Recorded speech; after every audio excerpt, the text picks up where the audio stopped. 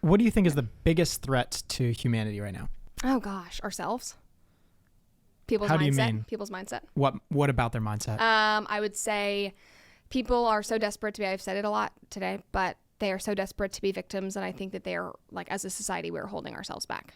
Whether that is, and I think a lot of the victimization is fueled by a desperate need for attention because victims get attention. You know what? I think it's acceptance because it's easier to be a victim, and other victims love to wallow in misery. I think So that's what a is good it? way. Misery loves company. Yes, so when exactly. you're upset and you could gossip with someone else and say, this sucks and blah, blah, blah, and go back and forth, you feed off that. And you feel like, I'm not alone.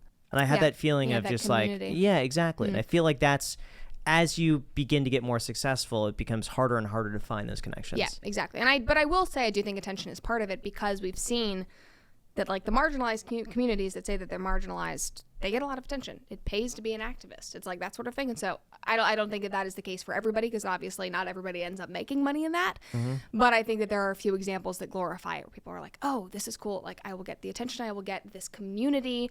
I will be affirmed. I will be accepted into this because I'm not alone. And I think that there's a lot of, very, hurting people. And I think that as a society, we have, allowed that mentality to take prevalence. And so if I could leave, people with one message is that, being empowered is the most, like, freeing thing that you can do for yourself. Saying I don't care what other people think is the most freeing thing that you can do for yourself. Being self-reliant, there's literally no better feeling. Like me walking out on the street knowing that I can beat somebody up because I did years of self-defense, that I, like, carry a gun, that I'm totally self-reliant. I don't depend on, a family, mommy and daddy's, anything like that, that I am total. It's like the most empowering thing in the world. And there's literally no better feeling. And it's like, why would I sacrifice that just to be, like, accepted by a group of people that is also, like, down in the dumps and not productive and not. Yeah. But yeah. So I would say I think it's ourselves. Interesting. And also elites and government toying with our lives. I would say it's, like, at the very base level of society because I don't think we push ourselves, like, forward as a culture. But I also do have to admit that, there are people that do not have our best interests at heart because all they want to do is make more money and be more corrupt and have more power. Well, that's why I think it's important to teach objective thinking. I would love a common sense class, just like taught in school. Like, this is bad, this is good, but make common sense choices for you. Yeah. And just pick, like we were talking about earlier, picking and choosing, like, the bits and pieces that you identify with, I think is really important. And I think that people overlook the importance of, like, logic classes and ethics classes. And I'm so grateful that I took those in college. One of the most important classes I ever took also was political philosophy. Understanding where my opinions come from on a philosophical level was so important to me. Having to advocate, like, I remember having to write a paper in support of Marx, which is, like, the farthest thing that I could have ever, like, done. But having to get into that mindset and understanding, like, on a human level, why are they driven in this way? What were the benefits of this ideology? And having to learn all that, seeing every single slide, especially if you have a really good professor. I did all of those classes at community college. It was exceptional. But I did logic, I did ethics, I did political philosophy, and then I did a couple of other, like, political theory classes.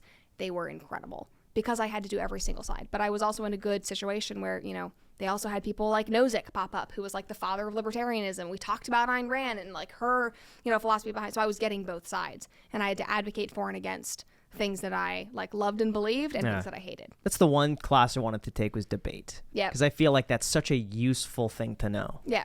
And debating is a skill. Yes. Because even if your idea might trump somebody else, like... if you can't communicate that to another person. Like, I know you're going to meet with Hassan Piker. He's an incredible debater because he's fast. What do you think is more important in debate? Do you think it's the actual stuff that's coming out of your mouth, like the words, the transcript, or do you think it's the ability to use rhetoric? It's the ability to use rhetoric. I would say, like, my opinion isn't necessarily, like, swayed because I will always try to, I don't think that my opinion, like, quickly changes in debate, but I think who you determine, like, wins. I think most people pick and choose who wins a debate because of the rhetoric, not because of what's being said. I think when you're writing, I think that's a different thing because it's so much slower, but when you are back and forth with somebody, it is the ability to be very, very nimble with your diction. And there's a reason why it's, like, literally a skill. Yeah, and confidence. I feel like if you go in with confidence and you don't take anything personally and you remain objective, that's what I think does it. Whoever sounds more confident in their belief, I think generally and doesn't take any BS and doesn't give in. And that's why it's like, I might be a terrible debater because I'm always somebody who's like, oh, yeah, tell me more. Like, oh, I like, you let me understand. See, and that I sort always of thing. go in thinking that like, I could be wrong. Yeah. Yeah. I just think, like, hey, I'm open-minded to a lot of things, and I'm okay to change my opinion if it's wrong. Yeah. So like I'll hear the other side and be like, you know what, there's some good points in that. Like I'm open to it. Yeah. So I'd be a terrible debater. Yeah.